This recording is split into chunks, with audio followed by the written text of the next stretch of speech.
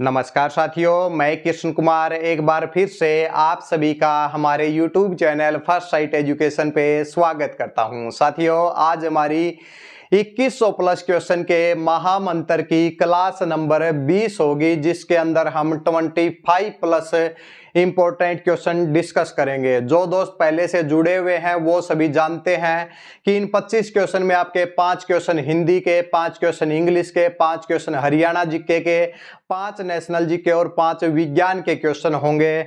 यानी कि 30 मिनट में आपको 5 सब्जेक्ट पढ़ने को मिलेंगे भाई। ठीक है भाई, तो शुरुआत करें भी आज की क्लास की। तो शुरुआत करते हैं। जो भी दोस्त नए आए हैं तो चैनल को सब्सक्राइब कर लीजिए, क्योंकि वीडियो के बीच में आपको सब्सक्राइब करने का टाइम नहीं मिलेगा भाई।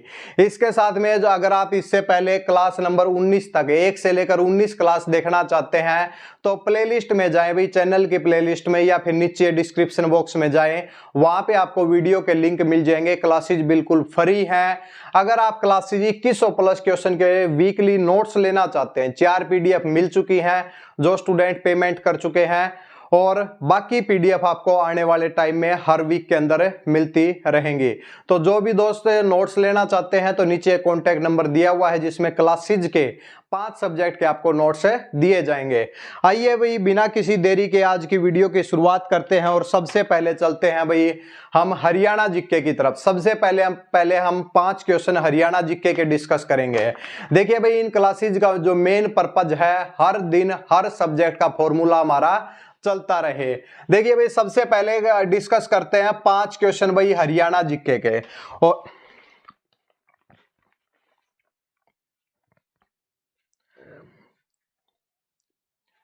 आइए हरियाणा जीके के पहले क्वेश्चन की तरफ चलते हैं और हमारा पहला क्वेश्चन है, गौकर्ण तालाब। गौकर्ण तालाब हरियाणा के कौन से जिले में स्थित है भाई? देखिए भाई, क्वेश्चन क्या है, गौकर्ण तालाब हरियाणा के कौन से जिले में स्थित है? तो आप सभी जो दोस्त भी जिस भी क्वेश्चन का आंसर जानते हैं उसको कमेंट सेक्शन में डाल दीजिए भाई, और जो नहीं जानते वो हम आपको बता ही देंगे, हम तो सभी बताएंगे।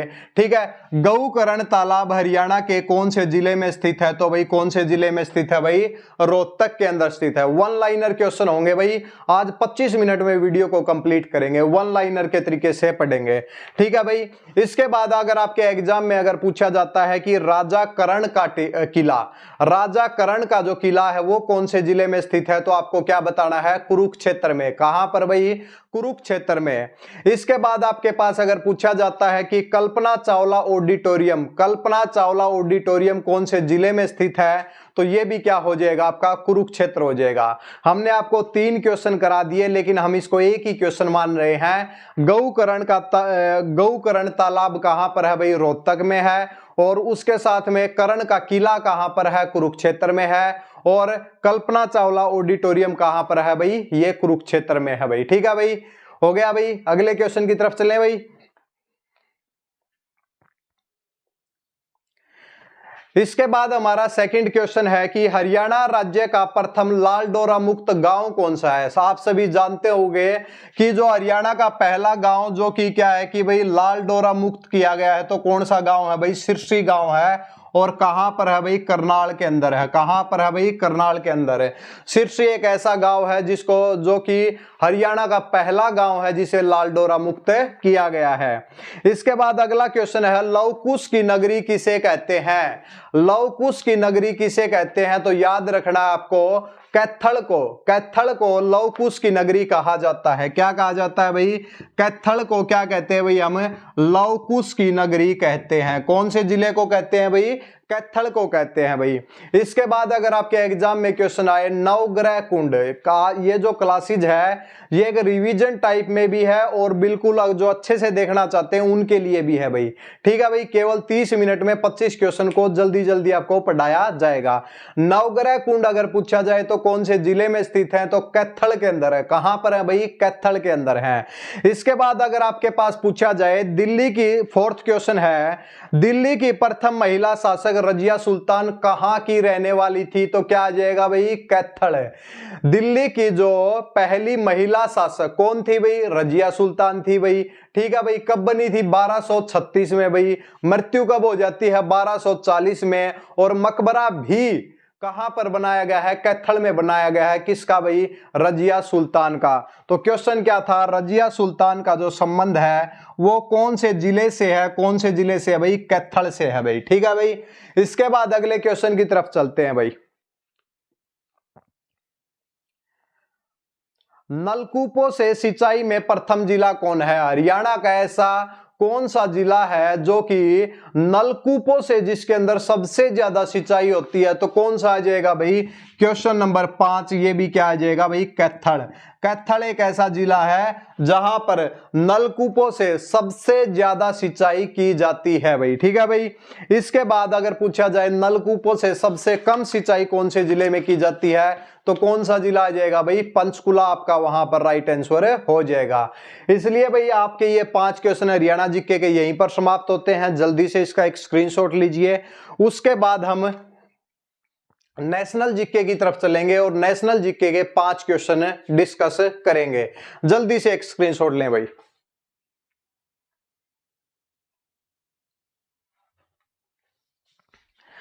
आइए इसके बाद 5 क्वेश्चन नेशनल जीके के। नेशनल जीके के भी वन लाइनर क्वेश्चन होंगे बिल्कुल। देखिए भाई बहुत कम समय में अगर ज्यादा क्वेश्चन पढ़ने को मिले तो उससे अच्छी बात नहीं हो सकती भाई। 5 क्वेश्चन भाई आपके नेशनल जीके के, नेशनल जीके एनजी भाई। ठीक है भाई। आज का हमारा पहला क्वेश्चन है कि संविधान का 103वां संशोधन अधिनियम किससे संबंधित है भाई?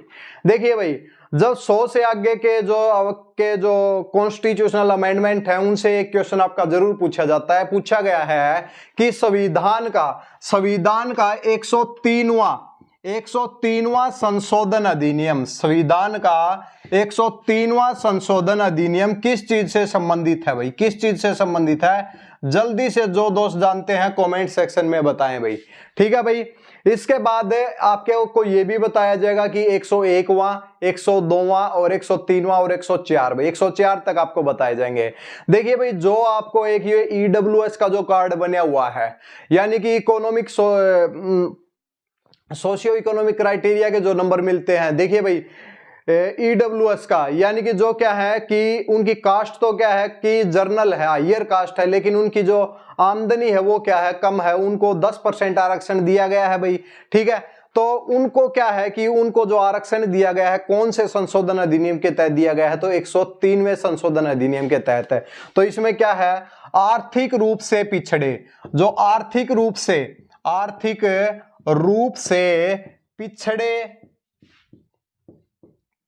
पिछड़े लोगों को आरक्षण भाई। आर्थिक रूप से जो पिछड़े लोगों को आरक्षण जो दिया गया है वो कौन से संशोधन अधिनियम के तहत दिया गया है भाई? 103वां संशोधन अधिनियम।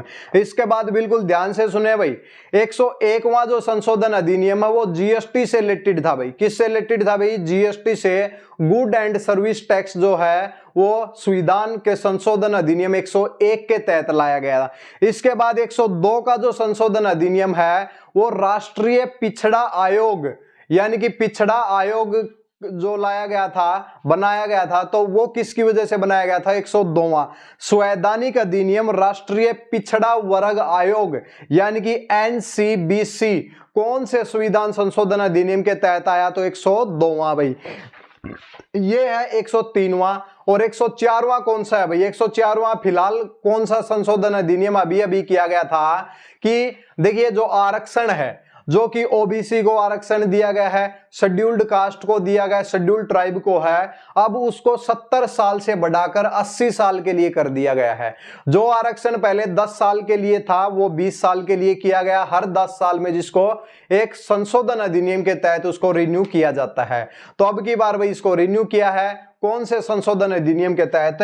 तो 104वां संशोधन अधिनियम है भाई, जिसके अंदर क्या है? पिछड़ों को आरक्षण दिया गया है। 104 यानी कि लोकसभा में अगर सही देखा जाए पेपर में आएगा तो लोकसभा में एससी व एसटी के लिए आरक्षण, एससी एसटी के लिए आरक्षण जो दिया गया है 80 साल, जिसको हो गया है 10 साल और बढ़ाकर, तो इसकी बात कौन से संशोधन अधिनियम में हुई है? 104वें संशोधन अधिनियम में।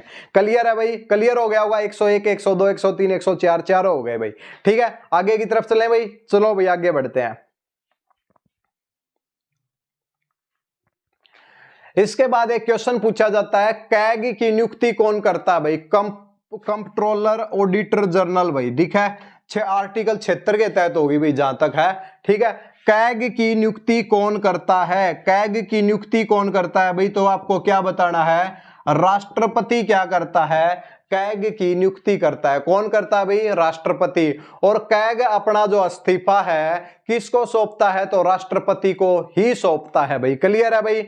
इसके बाद अगला क्वेश्चन है, बुद्ध काल के दौरान वज्जी एक महाजनपद था भाई, ठीक है, यानी कि बुद्ध काल के दौरान एक वज्जी नाम का एक महाजनपद था, इसकी राजधानी आपको बतानी है भाई। इसकी राजधानी क्या थी?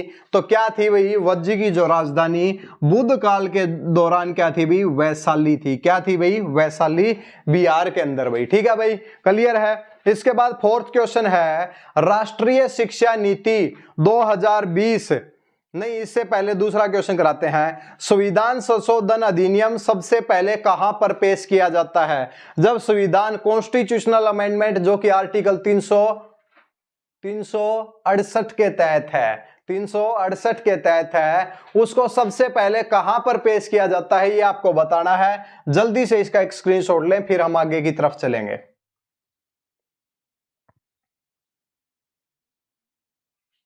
हो गया भाई, ठीक है भाई।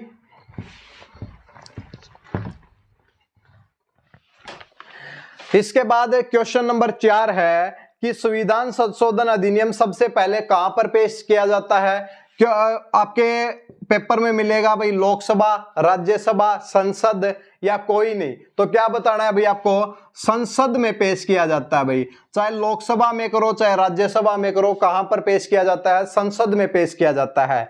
उसके बाद राष्ट्रीय शिक्षा नीति 2020 के अनुसार विद्यालय पाठ्यक्रम को कितने चरण में विभाजित किया गया है? जो अभी नेशनल एजुकेशन पॉलिसी 2020 है उसके तहत जो राष्ट्रीय पाठ्यक्रम है उसको भाई कितने चरणों में विभाजित किया गया है? तो 4 चरण में विभाजित किया गया है। कितने चरण में भाई? 4 चरण में, जिसके अंदर पहला है 5+3+3+4 भाई, 5+3+3+4, इस तरीके से भाई एक फार्मूला बनाया गया है, ठीक है भाई, क्लियर है। इसी तरीके से इसकी संरचना हुई है। तो ये आपके थे भाई नेशनल जीके के 5 क्वेश्चन। ये 2 क्वेश्चन और हैं, इनका स्क्रीनशॉट ले सकते हैं। उसके बाद हिंदी की तरफ चलते हैं भाई।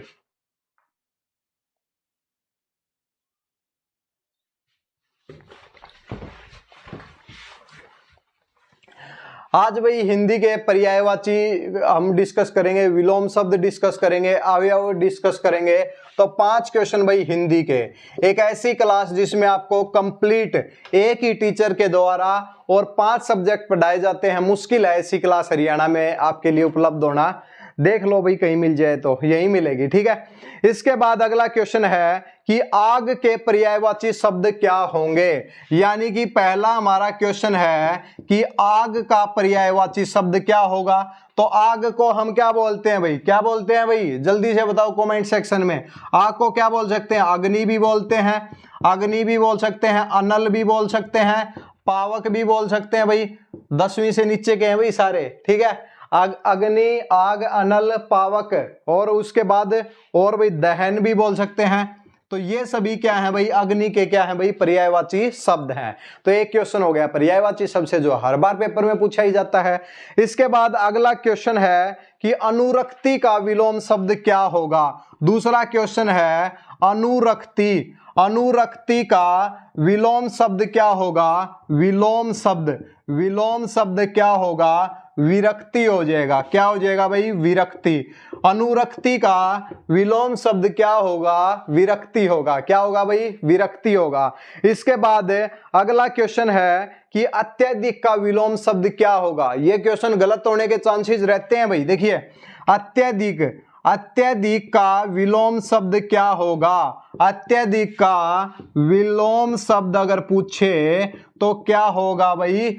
क्या होगा भाई? अत्यधिक का अत्यलप, वैसे न्यून भी बोलते हैं हम, न्यून भी आ सकता है कि कम भाई, जो संख्या में कम हो भाई, एक अत्यधिक हो जाए एक न्यून हो जाए। तो लेकिन जो सही वर्ड है इसके लिए वो है भाई अत्यलप। क्या है भाई? अत्यलप। अत्यलप क्या है भाई? अत्यधिक का क्या है भाई? क्या है? विलोम शब्द है। क्या है भाई? विलोम शब्द है। फोर्थ क्वेश्चन की तरफ चलते हैं। क्वेश्चन है कि अपेक्षा का विशेषण क्या होगा? अपेक्षा का विशेषण शब्द कैसे बनाएंगे?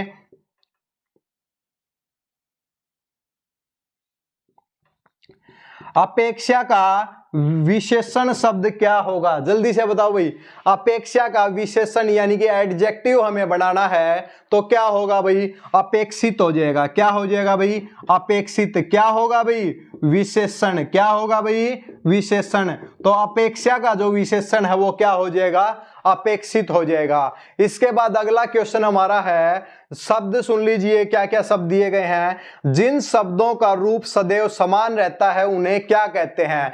ऐसे शब्द जिनका रूप हमेशा समान रहता है, यानी कि जिनके ऊपर लिंग, कारक, वचन से कोई भी प्रभाव नहीं पड़ता, यानी कि ऐसे शब्द जिनके ऊपर लिंग, कारक, वचन से कोई भी प्रभाव नहीं पड़ता और जो सदैव समान रहते हैं उनको क्या बोलते हैं भाई? अव्यय बोलते हैं। क्या बोलते हैं भाई? अव्यय बोलते हैं। कई बार पेपर के अंदर स्टेटमेंट वाइज भी प्रश्न आ जाता है, इसलिए आपको थोड़े थोड़े जितने भी वचन की डेफिनेशन हो, संज्ञा की डेफिनेशन हो, सर्वनाम की डेफिनेशन हो, कारक की डेफिनेशन हो, इसके साथ में वही सकर्मक क्रिया, अकर्मक क्रिया, तो ये सारी डेफिनेशन अपनी बुक से जल्दी से देख लीजिए भाई। ठीक है भाई। तो हिंदी हमारी यहीं पे कंप्लीट होती है। अब विज्ञान के 5 क्वेश्चन डिस्कस करेंगे। एक स्क्रीनशॉट जल्दी से होना चाहिए भाई।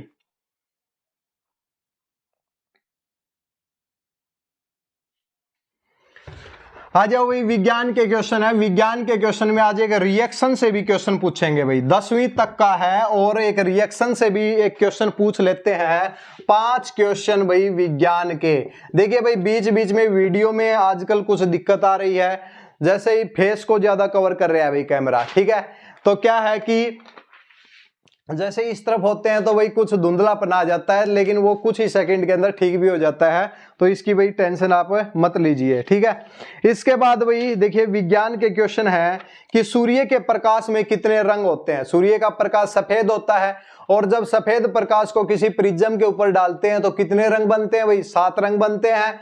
7 रंग बनते हैं ना, सतरंगी बोलते हैं। तो सूर्य के प्रकाश में अगर रंग पूछा जाए कितने होते हैं, तो हम क्या बताएंगे भाई? 7 होते हैं। कितने होते हैं? 7 होते हैं। कौन कौन से होते हैं? तो एक फार्मूला है VBGYOR, यानी कि भाई वॉयलेट, इसके बाद में Indigo, blue, green, yellow, orange और रेड। ये 7 कलर सूर्य के प्रकाश में होते हैं। ठीक है। इसके बाद अगला क्वेश्चन है कि रिएक्शन आपको बतानी है। देखिए, साइंस वाले स्टूडेंट आ जाओ भाई मैदान में। जिंक की रिएक्शन आपको करानी है सल्फ्यूरिक एसिड से, और फिर यहां पर दिया गया है SO4 और पूछा गया है कि यहां पर क्या आएगा। पेपर के अंदर क्वेश्चन इस प्रकार पूछा जाएगा, जब जिंक की रिएक्शन सल्फ्यूरिक एसिड के साथ कराएंगे तो जिंक सल्फेट तो बन जाएगा, लेकिन साथ में एक चीज और बनेगी, लेकिन वो कौन सी होगी भाई? जल्दी से बताएं भाई। देखिए भाई, जब जिंक की रिएक्शन इसके साथ हुई तो जिंक ज्यादा क्या है? क्रियाशील है, ज्यादा रिएक्टिव है भाई। तो जिंक ने हाइड्रोजन को हटा दिया और सल्फेट के साथ रिएक्शन कर ली, तो जिंक सल्फेट बना दिया, लेकिन बच क्या गया? H2 बच गया। और H2 क्या है भाई? हाइड्रोजन गैस है। क्या है भाई? हाइड्रोजन गैस है। तो क्या हो जाएगा, जब जिंक की रिएक्शन सल्फ्यूरिक एसिड के साथ करवाते हैं तो जिंक सल्फेट के साथ साथ हाइड्रोजन गैस बनती है। बहुत ही इंपॉर्टेंट रिएक्शन है केमिस्ट्री की भाई। ठीक है भाई, तो ध्यान रखना। इसके बाद अगला क्वेश्चन है,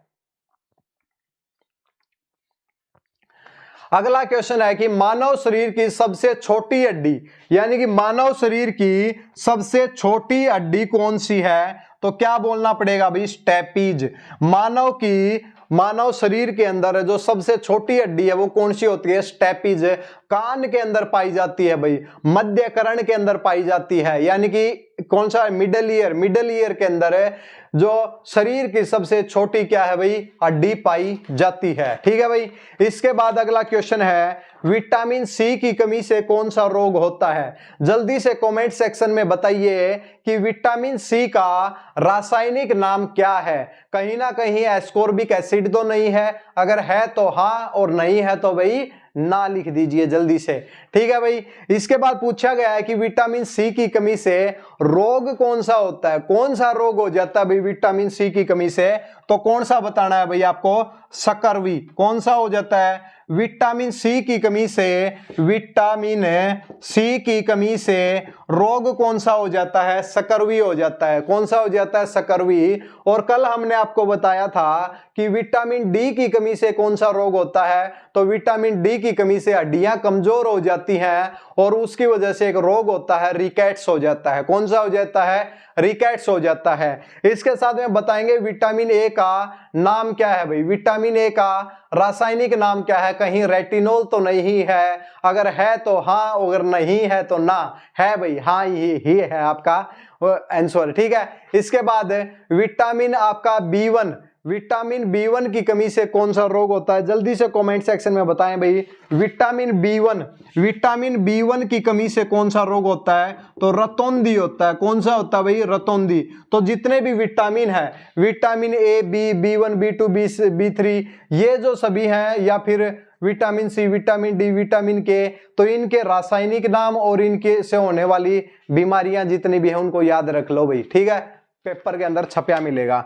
इसके बाद अगला क्वेश्चन है, हाइग्रोमीटर का प्रयोग किस चीज में किया जाता है, हाइग्रोमीटर। हाइग्रोमीटर का जो यूज किया जाता है वो वायु में कितनी भाई हमारी ह्यूमिडिटी है, यानी कि वायु में आर्द्रता को मापने के लिए, जल वाष्प को मापने के लिए हाइग्रोमीटर का यूज किया जाता है। साथ साथ में नोट नहीं कर सकते तो भाई वीडियो को थोड़ा स्लो कीजिए, फिर नोट डाउन कर लीजिए।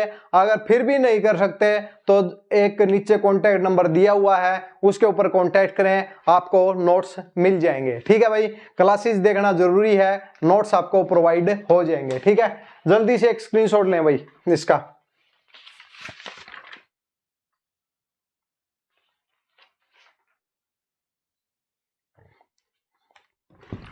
इसके बाद चलते हैं भाई इंग्लिश की तरफ। इंग्लिश के भाई हम 5 क्वेश्चन डिस्कस करेंगे और पांचों क्वेश्चन हमारे क्या होंगे भाई, जल्दी से देख लीजिए भाई। 5 क्वेश्चन इंग्लिश के आज के क्वेश्चन हैं, वो बिल्कुल ध्यान से सुनना भाई। ठीक है भाई, बिल्कुल क्या है, ध्यान से सुनना। एक बार हम इनको छाप देते हैं भाई क्वेश्चन को। ठीक है भाई,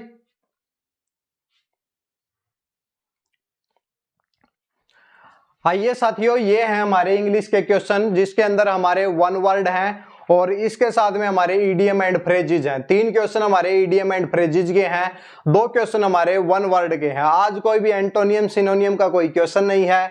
देखिए भाई क्या लिखा गया है, पहला क्वेश्चन है एट दी वंस फिंगरप्रिंट, यानी कि एट वंस फिंगरप्रिंट, यानी कि अगर कोई व्यक्ति अपनी उंगलियों के ऊपर अगर कुछ याद कर लेता है तो उसका मतलब क्या बोल सकते हैं उसको, कि उस व्यक्ति को कंप्लीट नॉलेज है, उसको पूरा ज्ञान है। जो आदमी सब कुछ अपनी उंगलियों पे रखता है यानी कहीं ना कहीं ज्ञानी व्यक्ति है, यानी कि जिसको पूर्ण ज्ञान है, कंप्लीट नॉलेज क्या हो जाएगा, एट वंस फिंगरप्रिंट का मतलब क्या हो जाएगा, कंप्लीट नॉलेज भाई। इसके बाद सेकंड क्वेश्चन है ए लाइव वायर। लाइव वायर का मतलब क्या है, एक ऐसी वायर जिसके अंदर करंट फ्लो हो रहा है भाई। अगर करंट फ्लो होता है तो कहीं ना कहीं एनर्जी है, एनर्जी है तो कहीं ना कहीं एक्टिव है भाई। तो क्या हो जाएगा, ए लाइव वायर का मुहावरा यानी कि इडियम और फ्रेजेज क्या हो जाएगा भाई, a very active and the energetic person, यानी कि एक ऐसा व्यक्ति जो कि बहुत ही एक्टिव है और जो एनर्जेटिक है, जिसके अंदर एनर्जी है, उसको हम क्या बोलते हैं, a live wire. A live wire का मतलब क्या हो जाएगा, an active and the energetic person भाई।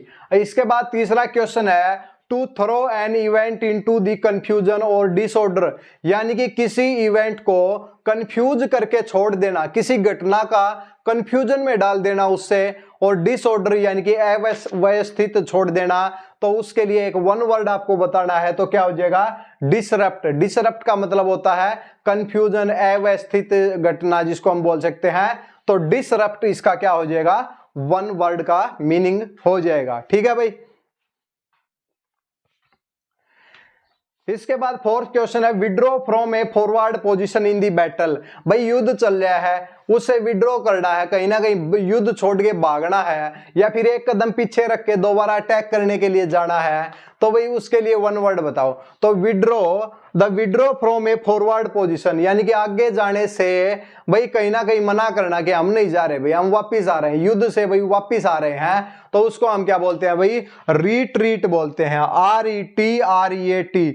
रिट्रीट क्या होता है, withdraws from a forward position in a battle. भाई इसके बाद अगला हमारा क्वेश्चन है कि भाई life history of person written by the person. अगर कोई व्यक्ति अपनी जीवनी को लिखना चाहता है, अगर कोई व्यक्ति अपनी जीवनी को लिखना चाहता है और अपने हाथों से अपनी जीवनी को लिख दे, तो वो उस व्यक्ति की क्या होती है भाई, ऑटोबायोग्राफी होती है। क्या होती है भाई, ऑटोबायोग्राफी होती है। इसी के साथ हमारे आज कंप्लीट होते हैं 25 क्वेश्चन। कहीं ना कहीं कहने को 25 क्वेश्चन है, लेकिन क्वेश्चन 25 से ज्यादा हैं, 40-50 के करीब क्वेश्चन हमने डिस्कस किए हैं। ठीक है भाई, आज की वीडियो को यहीं पे समाप्त करते हैं। जो भी दोस्त नए आए हैं तो चैनल को सब्सक्राइब कर लीजिए भाई, और बेल आइकन का बटन भी प्रेस कर लीजिए, ताकि भविष्य में जितनी भी क्लासेज होंगी उनकी नोटिफिकेशन सबसे पहले आप तक जाएगी भाई। ठीक है भाई, तो और इसके साथ में क्लासेज के अगर नोट्स लेना चाहते हैं, जल्दी पढ़ना चाहते हैं, तो 2100+ क्वेश्चन के ये जो है इनके नोट्स आपको मिल जाएंगे, हैंड रिटन नोट्स। व्हाट्सएप के ऊपर नीचे कॉन्टैक्ट नंबर दिया हुआ है, उसके ऊपर आप कॉन्टैक्ट कर सकते हैं। ठीक है, तो बताइए, क्लास तो हो गई, कैसी चल रही है तैयारी? उम्मीद है अच्छी चल रही होगी। 2 महीने बचे हैं, जी जान से वही तैयारी करो, क्योंकि CET है तो हरियाणा में नौकरी है। फिलहाल तो यही फॉर्मूला चल रहा है। ठीक है भाई, चलो भाई नेक्स्ट क्लास में मिलते हैं, तब तक के लिए धन्यवाद।